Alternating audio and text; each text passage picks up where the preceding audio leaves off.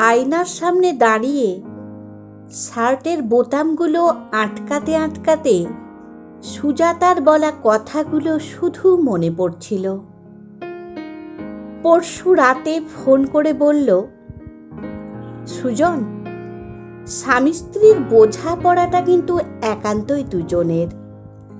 প্রতিবেশী, আত্মীয় স্বজন, শ্বশুর শাশুড়ি, যেই হোক, দুজনের মধ্যে মধ্যস্থতা করে কখনোই মিল করাতে পারে না। আর যাই হোক, মিটিং মিছিল করে সংসার হয় না। ব্যক্তিগত সমস্যা ব্যক্তিকেই মেটাতে হয়, একে অপরের পাশে থাকতে হয়। একটা দীর্ঘশ্বাস ফেললাম। হয়তো আজকেই সবটা শেষ করার সিদ্ধান্ত নিতে হবে। এইভাবে আর চলছে না, এভাবে চলতে পারে না। আমি সুজন, পেশায় স্কুল টিচার। 2 বছর হলো বিয়ে হয়েছে সুজাতার সঙ্গে। ও এখনো পড়াশোনা করছে, এমএসসি রানিং। আমার বাবা মায়ের মধ্যে সেপারেশন হয়ে গেছে যখন আমার বয়স মাত্র 4 বছর। সেই থেকে মা একাই অনেক লড়াই করে আমাকে মানুষ করেছে, মাথা গোঁজার ঠাঁই বানিয়েছে, পড়াশোনা শিখিয়েছে, পায়ের নিচের জমিটা শক্ত করতে শিখিয়েছে। স্বামী সংসারহীন জীবনে মায়ের একমাত্র অবলম্বন ছিলাম বলে অন্য মায়েদের তুলনায় আমার মায়ের আমার প্রতি পজিটিভনেসটা বরাবরই একটু বেশি।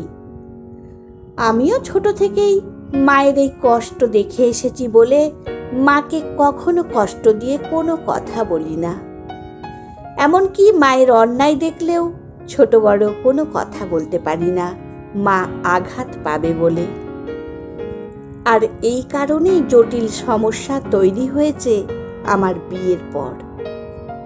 পড়াশোনায় অত্যন্ত মেধাবী সুজাতা বিয়ে হয়ে এসেই সংসারের সম্পূর্ণ হাল ধরতে গিয়ে হাবুডুবু খাচ্ছিল। একেই অনভ্যস্ত, এর মধ্যে মায়ের শুরু হলো কথায় কথায় খুঁত ধরা। ওর কাজ পরিষ্কার নয়, ওর কমন সেন্সের অভাব, রান্না মুখে তোলা যায় না, ইউনিভার্সিটি থেকে ফিরে পড়াশোনা নিয়ে বসে পড়ে, মায়ের সেবা যত্নের খামতি আছে, ইত্যাদি। বাড়ির একমাত্র আদরের মেয়ে বিয়ে হয়ে এসে স্বাভাবিকভাবেই কান্নাকাটি করত, মন খারাপ করত। অনেক সহ্য করার পর একদিন আমতা আমতা করে মাকে বোঝাতে গিয়েছিলাম। তাতেই মা এমন সিন ক্রিয়েট করলো যে বিয়ের পর আমি নাকি পাল্টে গেছি, বউয়ের আঁচলের নিচে থাকা উচিত, আমাকে মায়ের থেকে পর করে দেওয়া হয়েছে, ইত্যাদি ইত্যাদি। আমি ভাবলাম আমি কথা বললে সুজাতার দুর্ভোগ আরো বাড়বে। আমি তারপর থেকে একদম চুপ হয়ে গেছি। একটু মানিয়ে নাও বলেই বারবার সুজাতাকেই কনভিন্স করার চেষ্টা করি। কিন্তু শিক্ষিতা, আত্মসম্মানী একটা মেয়ে ডেলিভারিটলি অশান্তির জ্বালায় জ্বলে গেছে। শেষ 2 মাস ও বাবার বাড়িতেই রয়েছে। আমাদের নিয়মিত দেখা হয়, ফোনে মেসেজ, কথা হয়, কিন্তু এখানে ফেরার নাম গন্ধও করছে না। আমার সুখের চেয়ে শান্তি ভালো বলে আসতেও বলছি না। আমাদের মধ্যে এই নিয়ে অশান্তি টানাপোড়েনও চলছে। তাই আজ রবিবার সুজাতাদের বাড়িতে সুজাতা এবং ওর বাবা মায়ের সঙ্গে এই বিষয়ে আলোচনায় বসার কথা হয়েছে। এখান থেকে আমি আর মা যাচ্ছি। বেলা এখন প্রায় 2:30 বাজতে চলল। এ কথা ও কথা পারস্পরিক দোষারোপের পালা এখনো শেষ হলো না। বিরক্ত লাগছে। মনে হচ্ছে সত্যি আর এই সম্পর্ক জোড়া লাগার নয়। এমন সময় আমার মা হঠাৎ বলে উঠল, মেয়েকে শুধুই বইয়ের শিক্ষা দিলেই হবে? পুঁথি পড়ে কি সংসারে তাল দেওয়া যায়? মেয়েকে শ্বশুরবাড়িতে মানিয়ে চলার শিক্ষা তো ভালো করে দিতে হয়। কথাতেই আছে, শ্বশুরবাড়ি বড় কঠিন জায়গা। আমার উপর কি ভর করলো কে জানে, হঠাৎ উঠে দাঁড়িয়ে বললাম, শ্বশুরবাড়ি জায়গাটা কঠিন নয় মা, তোমরাই একে কঠিন করে তুলেছ। রান্নায় নুন কম হলে, তেল বেশি হলে বললেই তোমার খারাপ লাগে।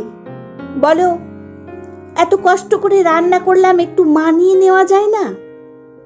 অথচ ওই মেয়েটার কোনো কিছুই কি তুমি মানিয়ে নেওয়ার চেষ্টা করেছো? শিখিয়ে দেওয়ার চেষ্টা করেছো? ও হয়তো সবটা পারতো না, কিন্তু চেষ্টা তো করতো। আর তুমি সব সময় খুঁত খুঁত করে, খিটখিটে করে কথা বলে বিশ্রী পরিবেশ তৈরি করেছ, আর আমার মন দিয়েছ বিষিয়ে। তুমি কষ্ট পাবে বলে না পারলাম তোমাকে কিছু বলতে, না পারলাম সংসারটা ধরে রাখতে। এখানে থাকলে না মেয়েটা শান্তি পাবে, না আমি। সরি মা, আজই তো সবই শেষ হয়ে গেল, তাই কথাগুলো আপনা আপনি মন থেকে বের হয়ে এলো। আমার সংসার ভাঙার জন্য তুমি দায়ী। শুনতে খারাপ লাগলেও এটাই ঠিক। সুজাতা আর ওর মা বাবা বিস্মিত চোখে তাকিয়ে আছে আমার দিকে। মা কিন্তু অদ্ভুত রকম শান্ত।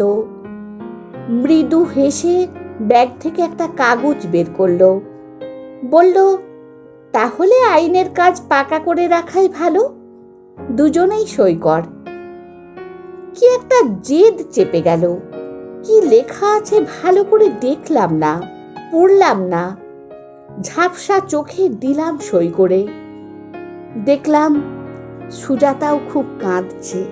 হঠাৎ মা উঠে গিয়ে ওর মায়ের হাতে একটা মিষ্টির প্যাকেট দিয়ে সুজাতার চোখের জল মুছিয়ে দিয়ে বলল, এই হলো আজকালকার ভালোবাসা, এত ঠুনকো। সংসারের তৃতীয় মানুষের জন্য পরস্পরের সঙ্গে মান অভিমান করে সংসার ভাঙার খেলায় মেতে উঠেছ দুজনে। আর বাবু, তোকেই বা মা ভক্ত হতে কে মাথার দিব্যি দিয়েছে রে? মায়েদের কি অন্যায় থাকে না? মায়েরা কি ভিলেন হতে পারে না? তুই স্কুল মাস্টার হয়ে নিরপেক্ষ বিচার করে প্রতিবাদ করবি, এটাই তো উচিত। তারপর বলল, জানেন বেয়ান, আমার সংসারটা ভেঙেছিল এই অন্ধভক্তির কারণে। আমি আমার নিজের মানুষটাকে কখনো নিজের করে পাইনি, কখনো আমার হয়ে প্রতিবাদ করতে দেখিনি, কখনো বাড়ির লোককে বলতে দেখিনি আমার সঙ্গে অন্যায় হচ্ছে। এইরকম মেরুদণ্ডহীন মানুষের সাথে থেকে কি লাভ বলুন? তাই ঠিক করেছিলাম, আমার ছেলে যেন অন্তত বউয়ের পাশে দাঁড়িয়ে ঠোঁট জোড়া খুলতে পারে। আমি শুধু হতভম্বের মতো বললাম, তাহলে এই কাগজটা? মা হো হো করে ভেসে বলল, হতভাগা, শুধু লোক দেখিয়ে বিয়ে করলে হবে? আসল বিয়েটা তো করতে হবে। এতদিনে তুমি বিয়ের উপযুক্ত হয়েছ, একজন মেয়ের দায়িত্ব নিতে শিখেছ। এটা হলো তোমাদের বিয়ের রেজিস্ট্রি ফর্ম, কাল গিয়ে অফিসে জমা দিয়ে আসবে। সুজাতা চোখের জল মুছতে মুছতে বলল, এত নিখুঁত অভিনয় একটুও বুঝতে পারিনি মা, কি করে পারলে? মা বলল, ওরে মেয়ে, সংসারই তো আসল অভিনয়ের জায়গা।